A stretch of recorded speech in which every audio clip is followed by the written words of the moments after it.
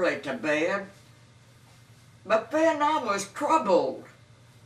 My feelings found vent, for bank stock today had dropped 10%. But they'd forgotten their problems ere this, and that I denied them their thrice asked for kiss. But just to make sure, I'll steal up to the door, 'cause I've never been harsh with my darlings before. So saying, he gently ascended the stairs and arrived at the top to hear each of their prayers. His Annie's blessed papa brought forth a big tear, while Willie's grave promise fell sweet on his ears. Strange, I'd forgotten, said he with a sigh, how, when a child, I longed for Christmas to draw nigh. I'll atone for my harshness, he inwardly said, by answering their prayers ere I sleep in my bed. Then he turned to the stairs and softly went down, threw off velvet slippers and silk dress and gown, donned hat, coat, and boots, and was out in the street, a millionaire facing the cold driving sleet. Nor stopped he until he had bought everything, from the box full of candy to the tiny gold ring. Indeed, he kept adding so much to his store till the numerous presents outnumbered a score. Then homeward he turned with his holiday load, and with Aunt Mary's help in the nursery was stowed. Miss Dolly was seated beneath a pine tree by the side of a table spread out for her tea. A workbox well filled in the center was laid, and on it the ring for which Annie had prayed.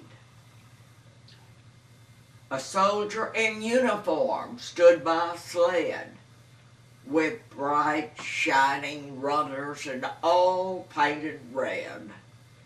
There were balls, books, toys pleasing to see, and birds of all colors were perched in a tree, while Santa Claus laughing stood up in the top as if getting ready more presents to drop. And as the fond picture the fondness obeyed, he thought, for his trouble, yes, he had amply been paid. And he said to himself as he brushed off a tear, I'm happier tonight than I've been in a year. I've had more pure pleasure than ever before. What care I if bank stock drops 10% more? So saying, he gently extinguished the light and tripping downstairs retired for the night. As soon as the rays of the bright morning sun put the darkness to flight and the stars one by one, four little eyes out of sleep opened wide, and at the same moment their presence espied. Then out of the bed they sprang with a bound. The very things wanted were all of them found. They laughed and they cried in their innocent glee and shouted for Papa, come quick and see what present old Santa Claus brought in the night. The very things wanted and left before light. And now, added Annie in a voice soft and low, Papa, you believe there's a Santa Claus, I know.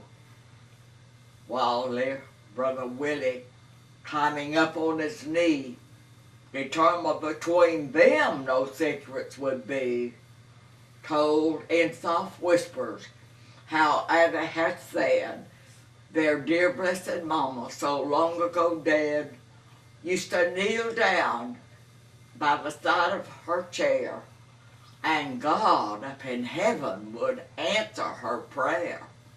And then we got up and played just as well as we could, and God answered our prayers. Now, wasn't He good? Well, I should say that He was. If He brought you all these and knew just what presents my darlings would please. Well, well, let them think so. The dear little elves would be cruel to tell them I did it myself. Blind Father, what caused your stern heart to relent, and the hasty words spoken so soon to repent? 'Twas the bee that bade you steal softly upstairs, and made you the agent to answer their prayers.